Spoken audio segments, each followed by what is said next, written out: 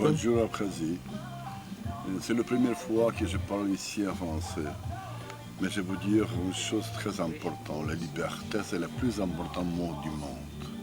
Donc, je vous voulais dire la plus importante chose de tous. La liberté pour toujours. La liberté comme ça.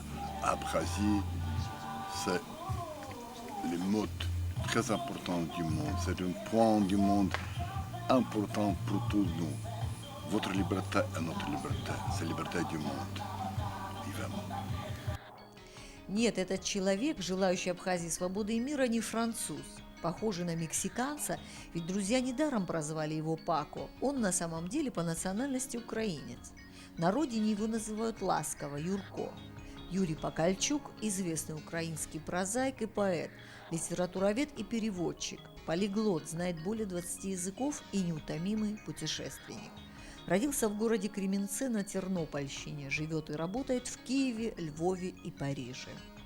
Он один из популярнейших украинских писателей и журналистов, который весь мир почти знает. Все его публикации, книги и в Украине, и за рубежом очень читабельные, которые действительно очень известны. Юрий Покальчук приехал в Абхазию отметить вместе с нами День независимости. Это великолепный праздник, это торжество абхазского народа и государства, непризнанного 10 лет, это уже момент, когда мировая общественность может увидеть, что эта страна живет, что она самостоятельно дает себе, находит силы, чтобы жить и держать себя, что у нее есть вооруженные силы, на весь парад, впечатление. Мне довелось встречаться с Александром Григорьевичем лично.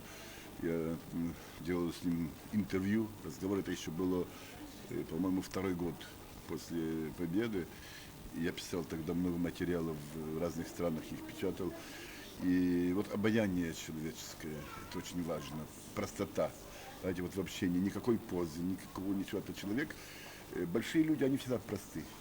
И вот я поэтому сказал, что это большой человек, потому что у меня осталось, вот воспоминание высокой духовности и человеческой теплоты.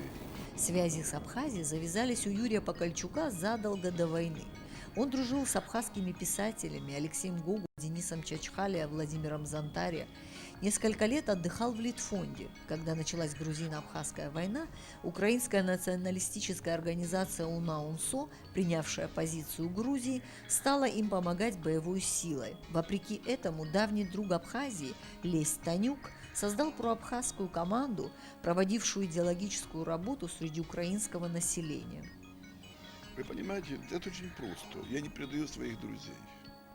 И когда началась война, это была нормальная защита своих друзей. Я понимаете, то есть можно было уйти от этого, можно, есть вещи, которых я не делаю. Я всегда защищаю слабых, я поддерживаю маленьких. Знаете, большой, здоровый сам за себя постоит. В данном случае меня это было очень параллельно, то, что было на Западной Украине, то, что как у нас довели украинский язык, когда приехали вот с 1939 года, особенно после войны. И здесь вот как подавляли абхазский язык, как вот здесь все относились. Я же в Гаграх тоже много жил, вот там в Литфонде тоже, я все знаю. Во время войны друзья с Украины прислали воюющей Абхазии 24 вагона гуманитарной помощи. 6 месяцев ею кормилась абхазская армия и беженцы. Юрий Покальчук сделал все, чтобы мировое сообщество узнало правду о войне в Абхазии. Он писал статьи в газеты и журналы не только Украины, но и среди русскоязычного населения в Канаде и Америке. Его аналитический материал о Шеварднадзе имел большой резонанс в Европе. Был такой знаменитый роман грузинский «Белые флаги». Это Думбадзе, да. Это замечательный был роман. И там же была идея, если каждый человек вывесит белый флаг, тогда не будет войны, не будет ничего, понимаете, все будет нормально. Белый флаг. И я написал статью «Где же вы, белые флаги?» с обращением грузинской интеллигенции. Такое я называл всех, с кем я встречался, с грузинами, где же ваше это чувство? Как вы могли уничтожить музеи, архивы, это все? Как можно было? Где же ваше чувство, я бы сказал, международное чувство интеллигенции. Интеллигент – это же другая каста, а это же не… Это над схваткой. Надо быть выше этого. Пропаганду Абхазии наш респондент вел и на телевидении. Являясь сопредседателем Гостелерадио Украины, Покальчук был инициатором создания телефильма о войне в Абхазии. «Мы воевали, чтобы выжить» – так назывался этот фильм. После его показа в Киеве грузинские беженцы в знак протеста провели митинг напротив Верховного Совета Украины. Понимаете, мне жалко было этих грузин, которые, когда эти села разрушенные я видел, все, которые бросили, там я же был на границе несколько раз, и переезды эти все с пограничниками, вот тогда в эти первые годы. Это жалко этих людей, конечно же жалко. Но, извините, музей исторический не жалко, понимаете, а разбитые памятники на могилах в кладбищах не жалко и так далее. Понимаете, вот это вот соразмерность. Юрий Покальчук в своих публикациях призывал Украину извиниться перед Абхазией и взять трупы украинских боевиков из Унаунсо, похороненные в парке Гурченко в Сухуми. Опубликовал фотографии погибших в статье под названием «Дети, которые погибли за лживые грузинские лагеря». Те, что приезжали из наших отрядов, так сказать, самообороны Унаунсо, которые пошли за грузинами, это, в общем-то, их трагедия. И просто генерал грузин, бывший командующим Прикарпатским округом, приехал и агитировал в Западной Украине специально, что вот хотят русские забрать у Грузии Абхазию, как у нас хотят забрать Крым. И вот надо ехать защищать абхазскую, то есть грузинскую территорию. После войны Покальчук организовал турне по Европе всех писателей мира.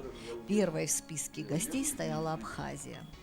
Абхазия стояла по алфавиту первой. 40 стран было. Я называл Абхазию. Конечно, грузинскую делегацию это просто выдергивало без всех. Причем были интеллигентные люди, но вот, кстати, была дочка Думбадзе, вот, и там еще несколько человек. Они довольно симпатичные, все хорошие люди. Мы даже потом сделали так, что посадили за один стол. Они там все выдержали, но, конечно. Но я хотел сказать о другом, что это везде прозвучало. Это в 40 странах документы эти напечатали. Абхазия стояла первой, как страна. 2 года тому назад Юрий Покальчук написал повесть «Одиссей. Отец Икара». В ее основе лежат события, происходившие в Абхазии.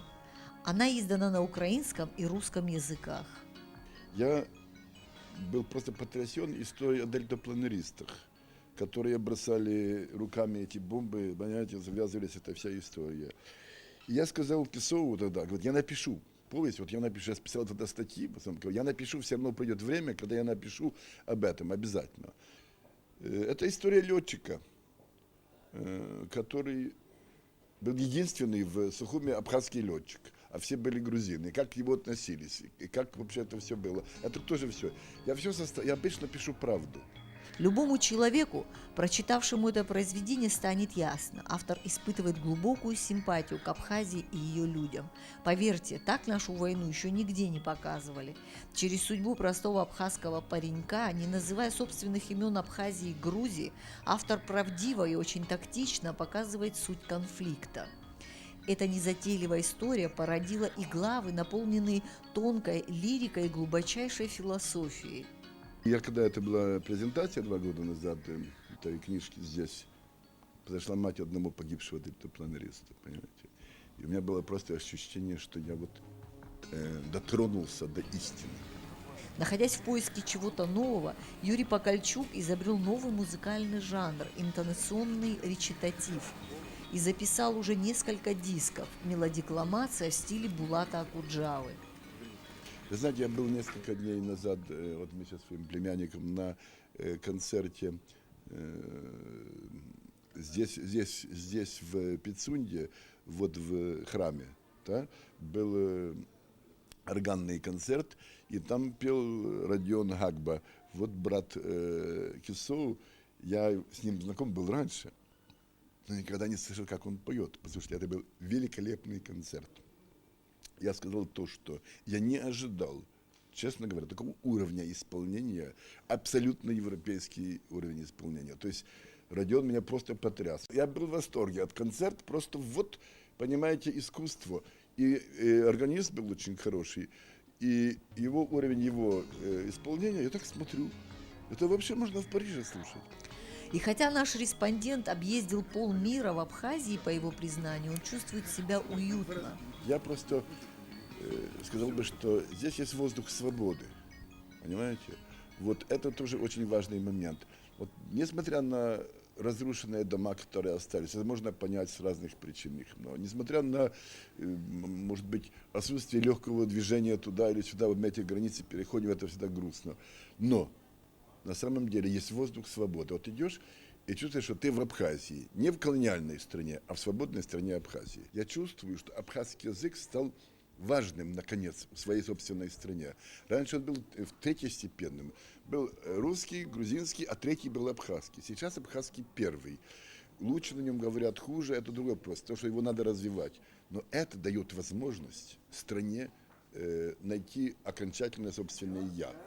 В своей нынешней поездке к нам Юрий Покальчук взял с собой племянника. Юный Вячеслав Скороваров под впечатлением увиденного написал трогательные стихи об Абхазии. Прощаясь с нами, дядя и племянник рассказали о своих планах на будущее, в которых есть поездка в Норильск и публикация новых материалов об Апсне. Это человечек, который всегда был рядом с нами, особенно когда во время войны, в самый тяжелый период, который писал и делал в команде Леся Степановича Танюка, чтобы Абхазия выжила. Они рядом были. Это просто прелесть. А так он мужик, чувство совести, чувство справедливости, в нем просто много и много. Это очень приятно. Он любит Абхазию, любит все, что здесь, и он всегда будет с нами рядом. Чанасила Апсны. Надзался Акуитра.